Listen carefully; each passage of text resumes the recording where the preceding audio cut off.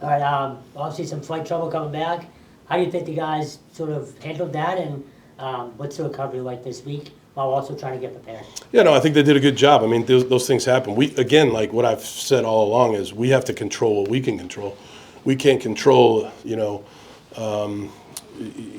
basically mechanical issues on a plane or where we stay or really anything like that. So we just try to do what we can to control the controllables. And I thought these guys did a good job of adapting and came back and had some good energy today.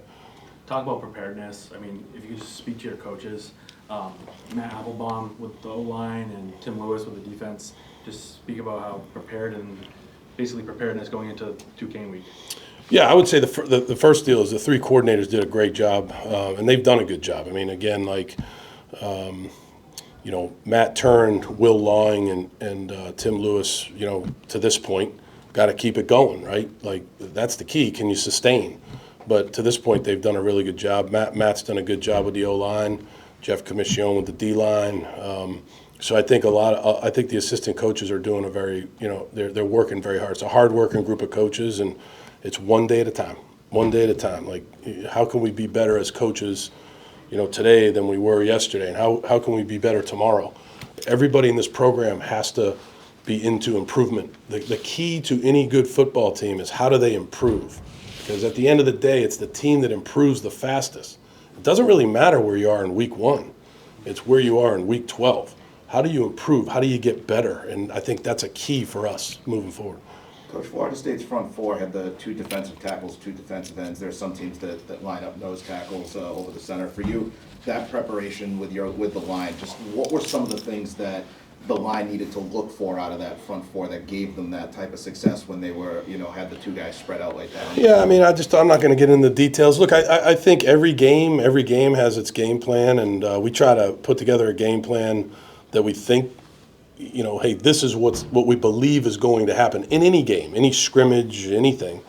And then, there's some of it you're playing the percentages, but then if you go into the game and something happens that's different than what you've prepared for, you got to be able to adjust. I think that's the key in any game. That's the key in any practice. The way we practice, most of the time we practice different situations and things like that. We have to be able to adapt to, hey, this is what we believe we're going to see. Oh, it's something different. We got to be able to adjust to that. And I think our guys have to keep doing a good job of that. I know it's just one game, but some final thoughts on getting the ball rolling and getting a big one.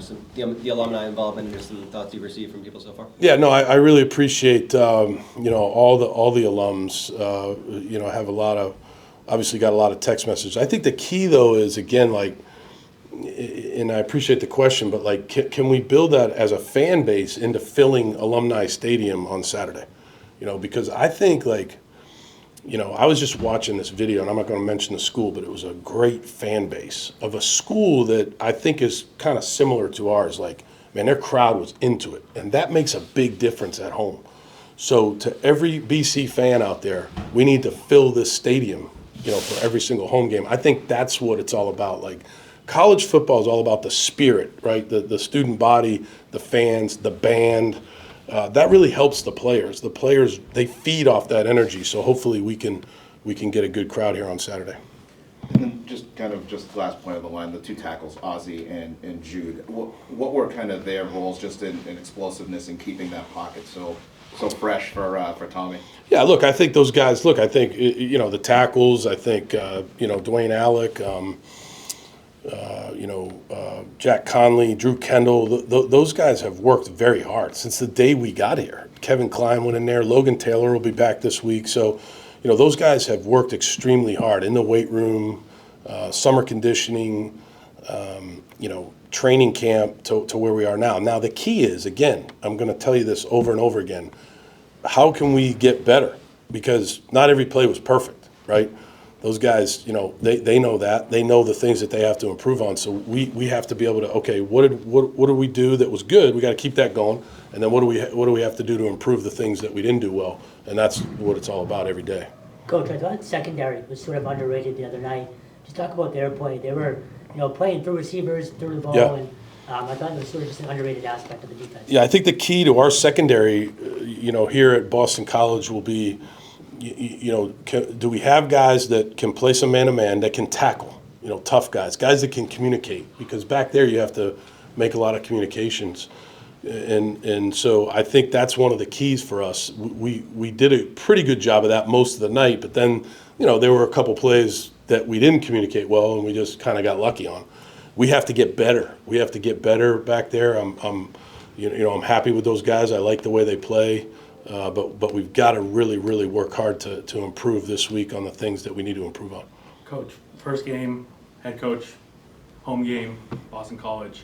Just personally, you're gonna have a lot of family and friends in the stands, and how are you looking forward to that? Yeah, no, I'm really looking forward to, like I said, to the previous question, is the crowd itself. Like I think that one of the keys here, and like I've said all off season, is we have to put a good product on the field. If we can put a good product on the field, then we really want a great crowd at Alumni Stadium. Back in the day, I've told that story a million times when I was like 12, 13 years old, and I came to that game where they qualified to go to the Tangerine Bowl, I think in 1982.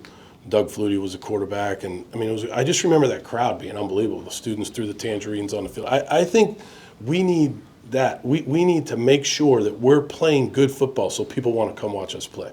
I think that's one of our deals, and so hopefully, we get that on Saturday, and I'm definitely excited about, I'm from here, right? So being from here and being able to lead a team out onto the field at Alumni Stadium is pretty cool.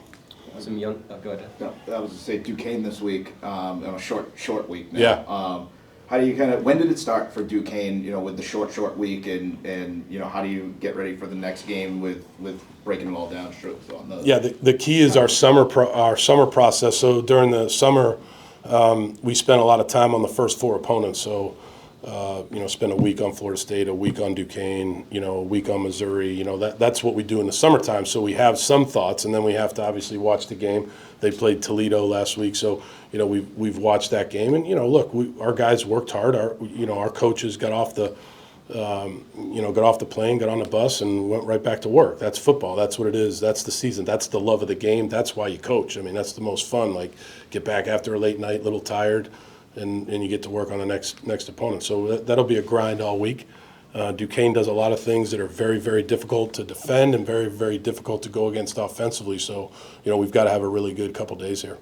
What's the latest on Grayson James, and how's Jacoby coming along? Jacoby Robinson is doing okay. He's got to do better. He's got to be more consistent. He's a great kid, very smart, young player, got a good, bright future, but you got to be a little bit more consistent. And Grayson's doing okay. I think he's a ways off, but he's working hard to get back. One more. Just some thoughts on the young guys stepping in. Carter Davis, Yeah. Richard, guys like that. How do you decide when a freshman or redshirt freshman's ready to play, and what did those guys do to stand out? Yeah, I thought that those guys, look, again, like a lot of these guys, they've worked very hard. Like, they've been here.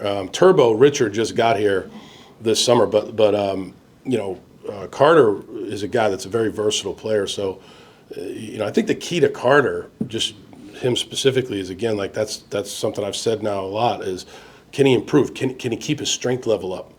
Can he improve from week to week? Because sometimes he'll play corner, sometimes he'll play safety. He's a multiple, versatile player. Plays on special teams. Made a couple good plays on special teams. So the whole key for him is, can he balance? Got to go to class. Got to lift. Got to practice. Got to eat right. That's going to be the key for all those young players. That's good. Thank you guys. Yep. Thanks for being here.